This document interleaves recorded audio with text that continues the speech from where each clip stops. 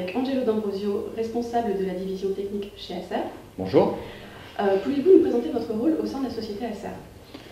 Alors mon rôle, je suis le directeur de la division grand public, comme vous l'avez dit, donc je chapeaute la partie vente et marketing produits en France sur la partie PC et tablette pour Acer sur le marché français.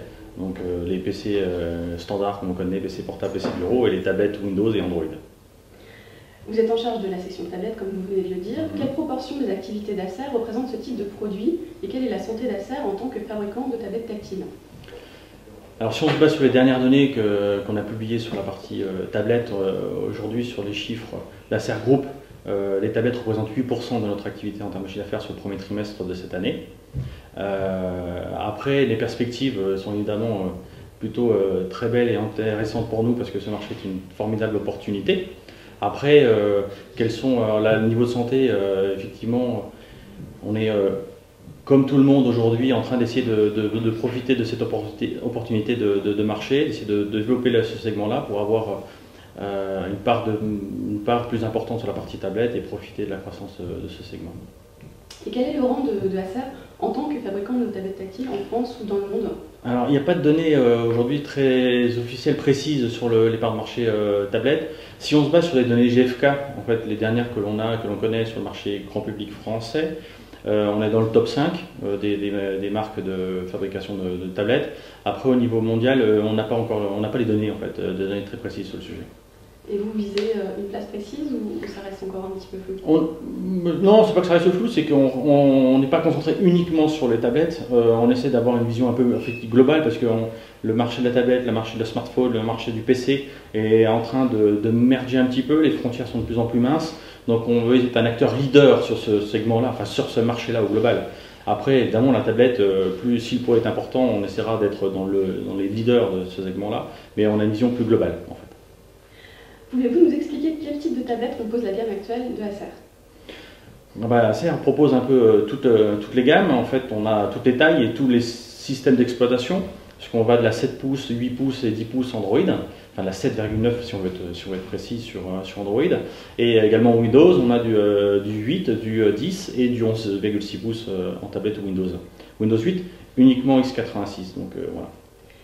Et justement, vous n'avez que du Windows 8. Est-ce que vous prévoyez à court ou à long terme d'avoir des tablettes sous Windows RT? Chez Acer, on est par définition agnostique et on étudie toutes les possibilités. Donc après, est-ce qu'à très court terme, moyen terme, il y aura un produit RT? La question reste ouverte. Pour l'instant, on a fait le choix que d'avoir du x86 parce qu'on pensait que c'était le produit le plus adapté aux besoins du marché à l'heure actuelle. Après, aucune possibilité n'est fermée. Vous misez du côté d'Android sur des icônes-tables plutôt low cost. On a vu des B1 notamment qui sont vendus autour des 100 €. Comment comptez-vous convaincre les utilisateurs de Windows 8 face à cette offre alors que les tablettes sous ce système d'exploitation sont un petit peu plus onéreuses? Alors, on pourrait imaginer qu'on est plus low cost, mais aujourd'hui, quand on regarde le marché, plus de 54% des ventes de 7 pouces se font à moins de 100 €. Donc en étant à 129 €, on est déjà au-dessus de la moyenne du marché. Après, on essaye plutôt de nous positionner sur quel est le bon prix, le bon produit au bon prix, et après avec le meilleur confort, la meilleure ergonomie possible. Donc la 7 pouces et surtout la 7,9 pouces, quand on fait le choix d'un format 7,9 en 4 tiers à 189 €, on essaie surtout de se poser la question de qu'est-ce qui correspondra le mieux aux besoins des utilisateurs finaux. Donc après, effectivement, est-ce que c'est 189, 129, 139? Après, c'est les coûts de fabrication qui nous dictent un peu le positionnement tarifaire de nos produits. Mais la volonté d'Acer, c'est essayer d'adresser un peu tous les segments et essayer de proposer le meilleur équilibre possible entre confort, puissance et performance. Voilà. Vous avez choisi du format 8 pouces pour certaines de vos tablettes. Oui. Pourquoi avoir choisi ce type de format qui est encore relativement peu développé dans le monde des tablettes tactiles? Comme je vous le disais, on pense que c'est le meilleur équilibre aujourd'hui sur l'ultra-mobilité, enfin sur la mobilité, parce que c'est la taille maximum d'une tablette qu'on peut utiliser à une main en fait. Au-delà, ça devient difficile, il faut utiliser les deux mains, il faut être en situation sédentaire, alors jusqu'à 7,9 pouces, jusqu'à 8 pouces, on peut la tenir dans une main et l'utiliser avec l'autre main. Donc pour nous, c'est le meilleur équilibre. Après, évidemment, toutes les possibilités s'offrent à nous en termes de caractéristiques techniques, de processeurs, de puissance de stockage et autres. Mais le 7,9 ou le 9 pouces, le 8 pouces est un très bon équilibre pour nous. Alors, on parle actuellement également d'une tablette équipée d'un processeur Tegra 4. Est-ce que vous pouvez nous en dire un petit peu plus sur ce sujet? Pas vraiment, pas vraiment, à part que, comme je vous l'ai dit, pour les systèmes d'exploitation, toutes les pistes pour nous sont envisagées. On a la volonté d'essayer de choisir les meilleurs composants, les meilleurs systèmes d'exploitation pour nos appareils. Après, est-ce que c'est du Tegra 4 ou c'est autre chose? Toutes les possibilités sont ouvertes encore là-dessus. Et du côté des tablettes Android, est-ce qu'on va parler de processeur Intel ou pas du tout? C'est la même chose. On est sur le même positionnement. Donc on a plutôt aujourd'hui le choix des tablettes Android qui sont aujourd'hui avec du Multitech, mais après on a nos tablettes Windows qui sont aujourd'hui exclusivement avec des processeurs Intel, qui soient du x86 classique Atom ou des produits avec du Core i. Donc on essaie de trouver on prend les meilleurs dans chaque segment pour construire nos appareils. Après si c'est un Intel, c'est un Intel, si c'est un autre processeur, c'est un autre processeur. Du côté des tablettes toujours, la frontière s'amincit de plus en plus entre ces tablettes et les smartphones de grande taille. On en avait parlé avec votre confrère Fabrice au sujet du S1 justement, qui a été présenté par Acer il y a très peu de temps, donc la première tablette de votre marque. Que pensez-vous de la mode actuelle qui consiste à placer les phablettes à la frontière des tablettes, voire d'ajouter la fonction téléphonie à des tablettes tactiles? C'est difficile, on commence à avoir un rôle d'équilibriste sur le sujet. C'est effectivement la volonté de se dire qu'on a une tendance à essayer de grandir les écrans des smartphones et proposer plus de fonctionnalités sur les tablettes. Donc après, il faut se poser vraiment la question sur l'intérêt utilisateur au final. Est-ce que du coup on va pas peut-être un peu loin en positionnant la fonction téléphonie dans une tablette 7 pouces? La question on se la pose aussi, on ne sait pas. Donc on essaye vraiment de différencier encore les offres. Et pour nous, notre tablette est vraiment la frontière entre les deux. Je pense que notre produit présenté par Fabrice la dernière fois et qu'on l'a présenté au Computex, effectivement, peut être la bonne frontière pour nous arriver sur des produits tablettes qui correspondent à notre besoin, effectivement, parce que la fonction première d'une tablette restera plutôt la consommation de médias et pas forcément la fonction vocale. Et on atteint peut-être une certaine limite quand on est sur des produits en 7 pouces et plus. Donc pas forcément de projet dans le domaine pour l'instant? Pas dans l'immédiat. On voit des tablettes à petit prix sous Android qui se multiplient chez presque tous les constructeurs, qu'il s'agisse de grands noms comme Samsung ou de marques plus confidentielles. Quelle est la stratégie d'Acer pour se démarquer de la concurrence dans ce domaine?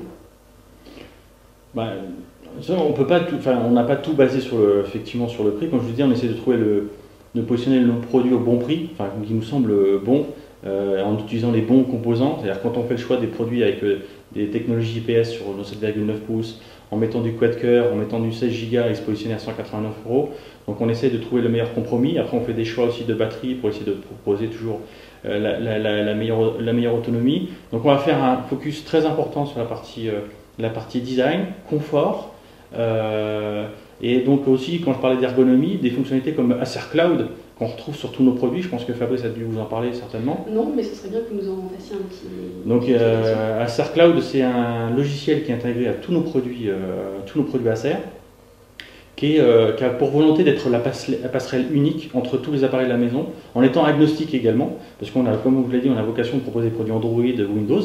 Donc c'est un software qui fonctionne sur les deux univers, qui est installé sur un appareil et qui permet de synchroniser, de faire partager tout son contenu média très simplement. Et donc il suffit, même d'ailleurs, on est tellement agnostique qu'on n'est pas obligé d'avoir que des produits Acer.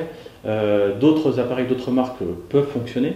Il suffit d'avoir au moins un appareil Acer dans son réseau personnel, sa tablette, son smartphone, son PC, par exemple de marque Acer, et on peut installer cette application sur tous les appareils et de faire synchroniser simplement ses photos, ses vidéos, sa musique, l'avoir en streaming d'un appareil à un autre. Donc c'est une fonctionnalité complémentaire qu'on a sur l'ensemble de notre gamme qui est intéressante, au moins pour l'utilisateur. Le but c'est de faire converger quand même tous les produits connectés que peut avoir un utilisateur. Oui, c'est le plus simple possible, de manière plus transparente possible. Parce qu'effectivement la difficulté c'est qu'il y a une grande diversité d'appareils, de marques, de systèmes d'exploitation. Donc ce logiciel nous permet de pouvoir faire converser chaque appareil assez simplement, quel que soit son OS. On voit beaucoup de nouveautés chez la concurrence dans le domaine des tablettes convertibles. Est-ce que vous avez des projets de tablettes convertibles sous Android et pas seulement sous Windows? Alors, pour l'instant, on n'a qu'une gamme tablette classique. Les produits plus convertibles pour nous et le caractère, on associe convertible à la productivité et donc plutôt à l'univers Windows. Avec l'évolution en plus de Windows sur les produits petite taille comme notre W510 10 pouces qui va intégrer Office, qui intègre maintenant Office. Donc l'utilisation du clavier prend plus de sens sur ce produit-là. Donc on a une gamme d'accessoires évidemment disponible pour nos produits Android pour avoir des claviers Bluetooth qui fonctionnent sur nos appareils. Mais la fonction convertible est plutôt dédiée pour aujourd'hui à l'univers Windows. Dans ce cas, est-ce qu'on doit s'attendre quand même à des nouveautés côté tablette au prochain IFA qui va se tenir en septembre prochain? Très certainement, oui. Sur les deux univers, effectivement, on aura des nouveautés présentées et annoncées certainement avant ou durant l'IFA sur nos tablettes. PC aussi peut-être? Évidemment PC, ça reste notre cœur de métier, donc on aura évidemment de grosses actualités également sur la partie PC. On a l'habitude de laisser le mot de la fin à notre invité, donc maintenant si vous avez un petit mot à ajouter, c'est à vous. J'espère que très prochainement on aura l'occasion de pouvoir présenter notre Niconia A1 et 810 sur le site FR Android, avoir une petite prise en main, et puis je pense que pour présenter, et notamment avoir peut-être un focus sur la partie Acer Cloud pour présenter au mieux notre produit et notre proposition de produits. Merci à vous. Merci.